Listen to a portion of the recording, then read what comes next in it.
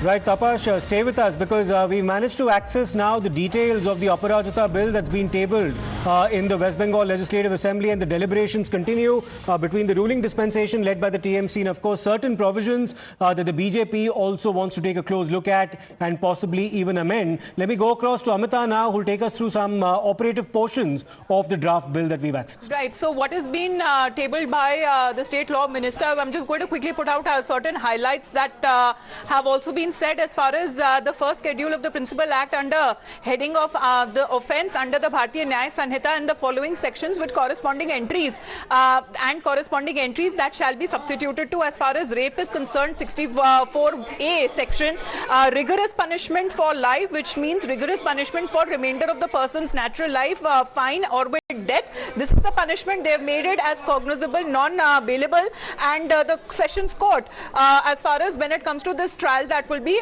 taking place. Let's in the meantime also put out when it comes to other right.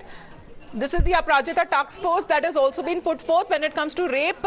All of the rigorous punishment for life, that means rigorous imprisonment for remainder of person's natural life, fine or with death, cognizable, non-bailable court session, person committing an offence of rape, including injury, causing death or causing women to be in a vegetative state. Here is the death penalty that has been mentioned here, Siddharth, cognizable, non-bailable court session, gang rape that has also been mentioned, rigorous imprisonment for life, which means rigorous imprisonment for the remainder of person's natural life, fine or with death, cognizable, non-bailable court of session. That also includes repeat offenders, disclosure of the victim's identity, and imprisonment that will amount to also for 3 to 5 years and with fine. Printing or publishing when it comes to matter relating to court proceedings without permission, that invites imprisonment for 3 to 5 years and fine. Voluntarily causing grievous hurt by use of acid, etc. Rigorous punishment with life, which means rigorous punishment for the remainder of one person's natural life with fine, and it's a cognizable offence, non-bailable court session,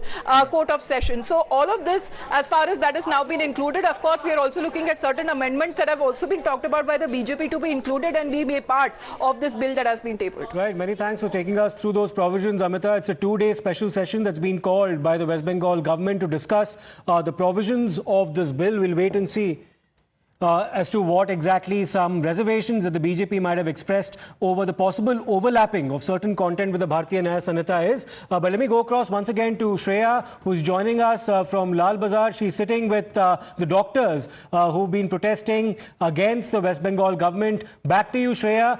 Take us through the sentiment that you can actually see on the ground right now, because one of the doctors that you spoke to very interestingly said that this bill is a complete eyewash on the part of the ruling dispensation. They need to be held to account for the inaction and the lapses on their part, the negligence that they were responsible for what happened in RG. Well, let me take that point across to them once again. Tell me that the Aparajita bill have been tabled in the West Bengal Assembly. Before this, we have seen Chief Minister Mamata Banerjee. The bill or the law is the main part, or is it the implementation you think is the main part and should be focused on? Regarding this, I have a definite faith that boundaries, both legal and social, are very, very important in stopping these kinds of cases. But a very important point arises. Do we expect any honesty in the bill which is coming from the same government which has been aiding and abetting the culprits till this date? Do we expect any honesty from their side? Can we expect that the bill which is being passed in by the administration is going to help us? Because the administration from day one has been supporting Sandeep Ghosh. It has been supporting people like Sushant Rai, people like Obhijit, people like Bili Pokropishas. So do we expect any justice that the bill can do to us? Right?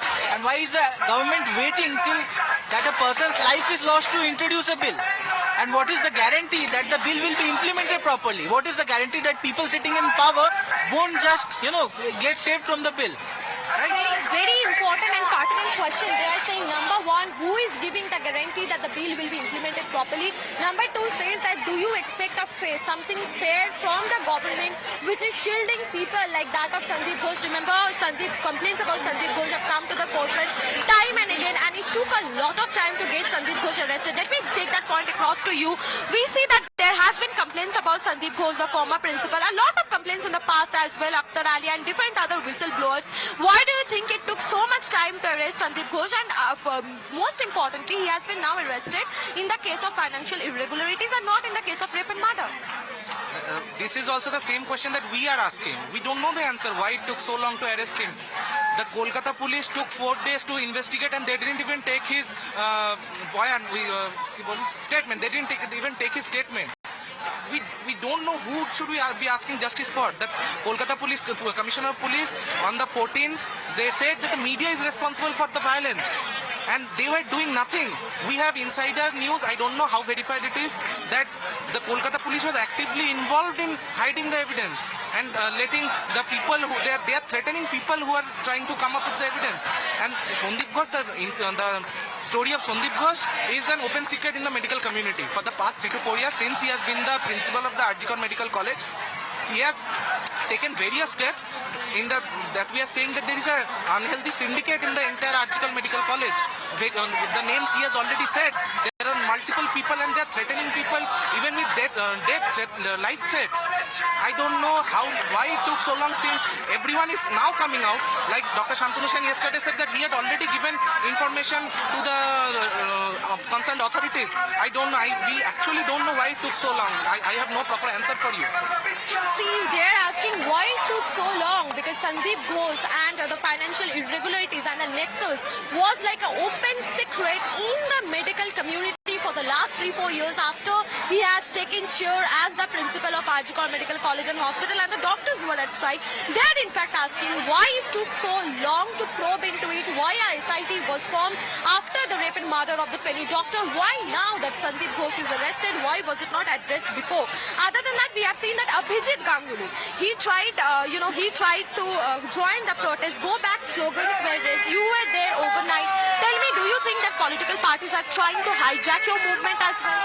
Definitely, we have seen this multiple times that political parties are trying to use this as an agenda to try to hijack our protest. It has been repeatedly told by our representatives on television as well that our protest has no political color.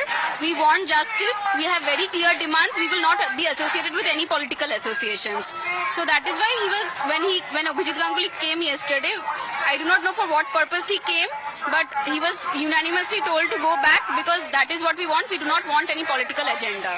So of course they are saying they do not want any political agenda, but let me take that point across to you. VC TMC MP Arup Chakraborty, he is telling to the opposition that don't bark like dogs. Says that people want Lakshmi Bhandar, people want Kanyashri and other things, and if you are saying otherwise, take that people out for a march, prove it, otherwise don't bark like dogs. We will hiss and you will run away like dogs. What do you want to say? This is again more of the same strategy that the ruling party has played for so long. So since the beginning we have said that this is an apolitical movement, and the first point of our demands is that we want justice for the incident that has already happened. So the thing that they are trying to do is trying to turn it into a ruling party and opposition party battle. This is not that. The common people want answers from the government, and I don't think any one of us is ready to let this turn into a political movement. And whatever the political party says about the opposition, we don't want to get involved in all of that. You can see they are saying that political parties are trying to hijack their movement. They don't want any political affiliations. This is a political movement. Look at how they're raising slogans and look at the crowd. Not one, not two, hundreds of doctors. They're sitting in strike near Lal Bazaar. But the CP is adamant. He's neither coming to meet these protesting doctors nor have the delegation been allowed in Lal Bazaar. Right, Shreya, stay with us. So those are the scenes that you see from Lal Bazaar, where there are protests underway, a very peaceful one at that, where doctors have been protesting against inaction in this particular matter. We'll take a short break right now. We'll come back with a lot more lined up on the other side.